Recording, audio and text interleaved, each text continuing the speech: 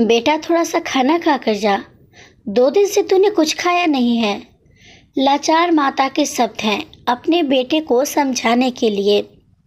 देख मम्मी, मैंने मेरी 12वीं बोर्ड की परीक्षा के बाद वैकेशन में सेकेंड हैंड बाइक मांगी थी और पापा ने प्रॉमिस किया था आज मेरे आखिरी पेपर के बाद दीदी को कह देना कि जैसे ही मैं परीक्षा खंड से बाहर आऊँगा तब पैसे लेकर बाहर खड़ी रहे। मेरे दोस्त की पुरानी बाइक आज ही मुझे लेनी है और हाँ, यदि दीदी वहाँ पैसे लेकर नहीं आई तो मैं घर वापस नहीं आऊँगा।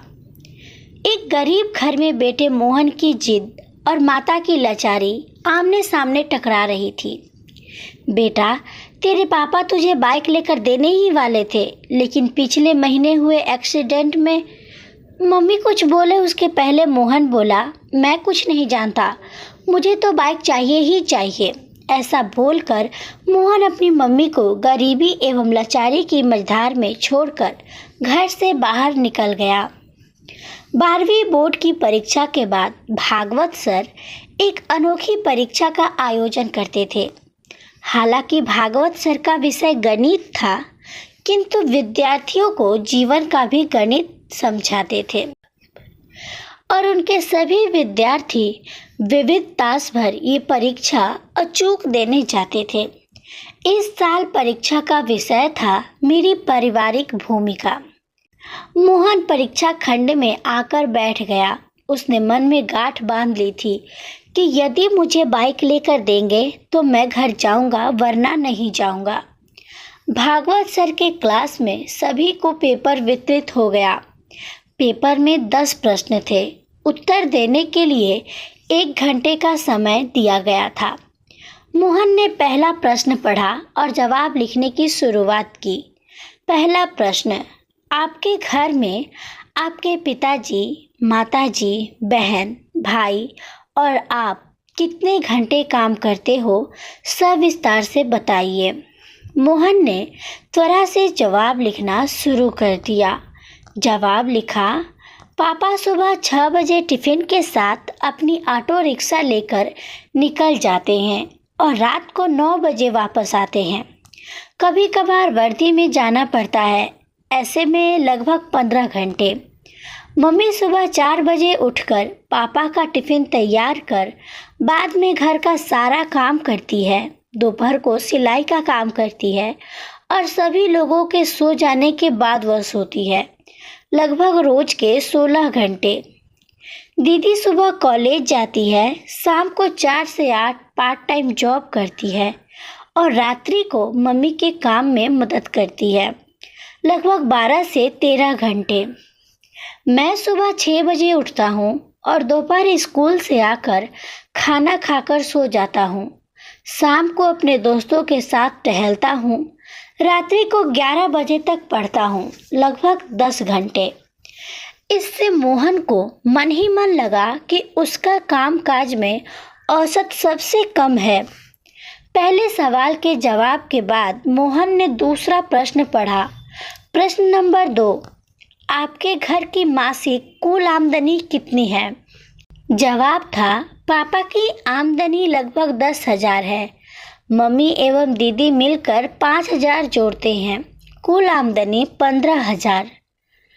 प्रश्न नंबर 3, मोबाइल रिचार्ज प्लान, आपकी मनपसंद टीवी पर आ रही 3 सीरियल के नाम, शहर के एक सिनेमा हॉल का पता और अभी वहां चल रही मूवी का नाम बताइए।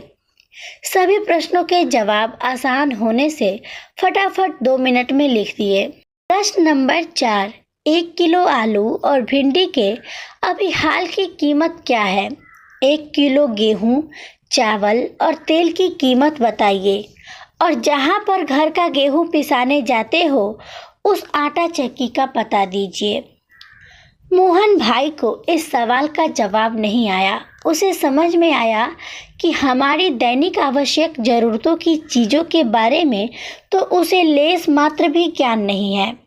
मम्मी जब भी कोई काम बताती थी तो मना कर देता था। आज उसे ज्ञान हुआ कि अनावश्यक चीज़ें, मोबाइल रिचार्ज, मूवी का ज्ञान इतना उपयोगी नहीं है। अपने घर के काम की जवाबदेही लेने या तो हाथ बटाकर साथ देने से वो कतराता रहा है। प्रश्न नंबर 5, आप अपने घर में भोजन को लेकर कभी तकरार या गुस्सा करते हो? जवाब, हाँ, मुझे आलू के सिवा कोई भी सब्जी पसंद नहीं है। यदि मम्मी और कोई सब्जी बनाए तो मेरे घर में झगड़ा होता है। कभी मैं बगैर खाना खाए उठ खड़ा हो जाता हूँ। इतना लिखते ही मोहन को याद आया कि आलू की सब्जी से मम्मी को गैस की तकलीफ होती है, पेट में दर्द होता है। अपनी सब्जी में एक बड़ी चम्मच वो अजवाइन डालकर खाती है। एक दिन मैंने गलती से मम्मी की सब्जी खा ली और फिर मैंने थूक दिया था और फिर पूछा कि मम्मी तुम ऐसा क्यों खाती हो? तब दीदी ने बताया था कि हमारे घर की स्थिति ऐसी अच्छी नहीं है कि हम 2 सब्जी बनाकर खाएं। तुम्हारी जिद के कारण मम्मी बेचारी क्या करे। मोहन ने अपनी यादों से बाहर आकर अगले प्रश्न को पढ़ा। प्रश्न नंबर 6, आपने अपने घर में की हुई आखिरी जिद के बारे में लिखिए। मोहन ने जवाब लिखना शुरू किया। मेरी बोर्ड की परीक्षा पूर्ण होने के बाद दूसरे ही दिन बाइक के लिए जिद की थी। पापा ने कोई जवाब नहीं दिया था। मम्मी ने समझाया कि घर में पैसे नहीं हैं, लेकिन मैं नहीं माना। मैंने 2 दिन से घर में खाना खाना भी छोड़ दिया है। जब तक बाइक नहीं लेकर देंगे मैं खाना नहीं खाऊंगा और आज तो मैं वापस घर भी नहीं जाऊंगा, ऐसा कह के निकला हूँ। अपनी जिद का प्रामाणिकता से मोहन ने जवाब लिखा। प्रश्न नंबर 7, आपको अपने घर से मिल रही पॉकेट मनी का आप क्या करते हो? आपके भाई बहन कैसे खर्च करते हैं? जवाब, हर महीने पापा मुझे 100 रुपये देते हैं। उसमें से मैं मनपसंद परफ्यूम, गॉगल्स लेता हूँ या अपने दोस्तों की छोटी मोटी पार्टियों में खर्च करता हूँ। मेरी दीदी को भी पापा 100 रुपये देते हैं। वो खुद कमाती है और पगार के पैसे से मम्मी को आर्थिक मदद करती है। हाँ, उसको दिए गए पॉकेट मनी को वो गले में डालकर बचत करती है। उसे कोई मौज शौक नहीं है क्योंकि वो कंजूस है। प्रश्न नंबर 8, आप अपनी खुद की पारिवारिक भूमिका को समझते हो? प्रश्न अटपटा और जटिल होने के बाद भी मोहन ने जवाब लिखा। परिवार के साथ जुड़े रहना, एक दूसरे के प्रति समझदारी से व्यवहार करना एवं मदद रूप होना चाहिए और ऐसी अपनी जवाबदेही निभानी चाहिए। यह लिखते लिखते ही अंतरात्मा से आवाज आई कि अरे मोहन, तुम खुद अपनी पारिवारिक भूमिका को योग्य रूप से निभा रहे हो? और अंतरात्मा से जवाब आया कि ना, बिल्कुल नहीं। प्रश्न नंबर 9, आपके परिणाम से आपके माता पिता खुश हैं? क्या वो अच्छे परिणाम के लिए आपसे जिद करते हैं, आपको डांटते रहते हैं? इस प्रश्न का जवाब लिखने से पहले मोहन की आंखें भर आई। अब वो परिवार के प्रति अपनी भूमिका बराबर समझ चुका था। लिखने की शुरुआत की। वैसे तो मैं कभी भी मेरे माता पिता को आज तक संतोषजनक परिणाम नहीं दे पाया हूँ, लेकिन इसके लिए उन्होंने कभी भी जिद नहीं की है।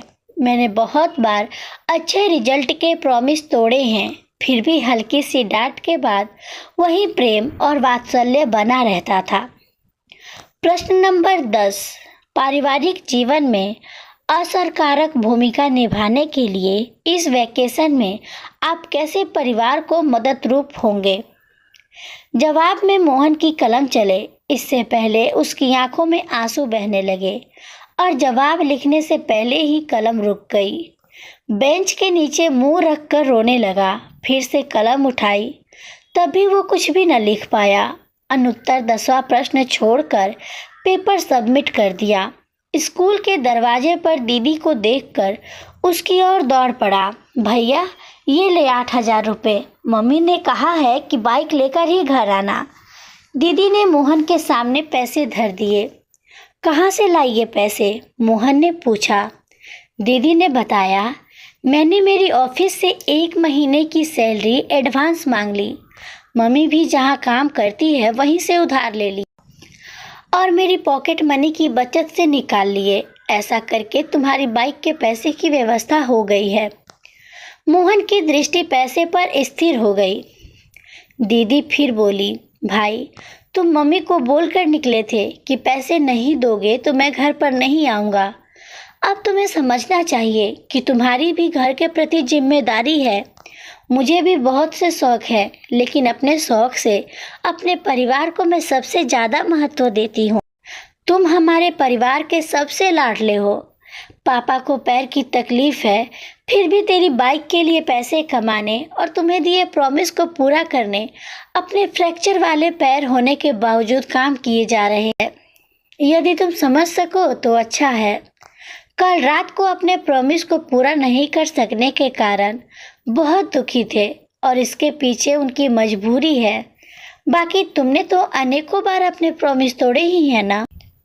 मेरे हाथ में पैसे थमाकर दीदी घर की ओर चल निकली। उसी समय उसका दोस्त वहां अपनी बाइक लेकर आ गया। अच्छे से चमका कर ले आया था। ले मोहन, आज से ये बाइक तुम्हारी। सब 12,000 में मांग रहे हैं, मगर ये तुम्हारे लिए 8,000 में। मोहन बाइक की ओर टकट टकट देख रहा था और थोड़ी देर के बाद बोला, दोस्त तुम अपनी बाइक उस 12,000 वाले को ही दे देना।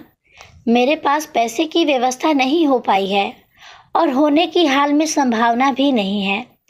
और वो सीधा भागवत सर की केबिन में जा पहुंचा। अरे मोहन, कैसा लिखा है पेपर में? भागवत सर ने मोहन की ओर देखकर पूछा। सर ये कोई पेपर नहीं था, ये तो मेरे जीवन के लिए दिशा निर्देश था। मैंने एक प्रश्न का जवाब छोड़ दिया है, किंतु ये जवाब लिख कर नहीं, अपने जीवन की जवाबदेही निभा कर दूंगा। और भागवत सर को चरण स्पर्श कर अपने घर की ओर निकल पड़ा। घर पहुंचते ही मम्मी पापा दीदी सब उसकी राह देख रहे थे। बेटा बाइक कहाँ है? मम्मी ने पूछा। मोहन ने दीदी के हाथों में पैसे थमा दिए और कहा कि सॉरी, मुझे बाइक नहीं चाहिए। और पापा मुझे ऑटो की चाबी दो। आज से मैं पूरे वैकेशन तक ऑटो चलाऊंगा और आप थोड़े दिन आराम करेंगे। और मम्मी, आज से मेरी पहली कमाई शुरू होगी, इसलिए तुम अपनी पसंद की मेथी की भाजी और बैगन ले आना। रात को हम सब साथ मिलकर खाना खाएंगे।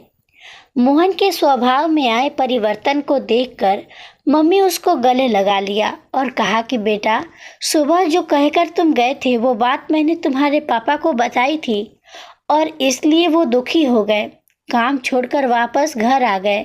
भले ही मुझे पेट में दर्द होता हो, लेकिन आज तो मैं तेरी पसंद की ही सब्जी बनाऊंगी। मोहन ने कहा, नहीं मम्मी, अब मेरी समझ में आ गया है कि घर में मेरी पारिवारिक भूमिका क्या है। मैं रात को बैगन मेथी की सब्जी ही खाऊंगा। परीक्षा में मैंने आखिरी जवाब नहीं लिखा है, वो प्रैक्टिकल करके ही दिखाना है। और हाँ मम्मी, हम गेहूं को पिसाने कहाँ जाते हैं, उस आटा चक्की का नाम और पता भी मुझे दे दो। और उसी समय भागवत सर ने घर में प्रवेश किया और बोले, वाह मोहन, जो जवाब तुमने लिखकर नहीं दिए वे प्रैक्टिकल जीवन में जी कर दोगे। सर आप और यहाँ? मोहन भागवत सर को देखकर आश्चर्यचकित हो गया। मुझे मिलकर तुम चले गए, उसके बाद मैंने तुम्हारा पेपर पढ़ा, इसलिए तुम्हारे घर की ओर निकल पड़ा। मैं बहुत देर से तुम्हारे अंदर आए परिवर्तन को सुन रहा था। मेरी अनोखी परीक्षा सफल रही और इस परीक्षा में तुमने पहला नंबर पाया है। ऐसा बोलकर भागवत सर ने मोहन के सर पर हाथ रखा। मोहन तुरंत ही भागवत सर के पैर छुए और ऑटो रिक्शा लेकर चलाने के लिए निकल पड़ा। मेरा सभी सम्मानीय अभिभावकों से आग्रह है कि आप इस कहानी को जरूर पढ़ें और अपने बच्चों को भी पढ़कर सुनाएं।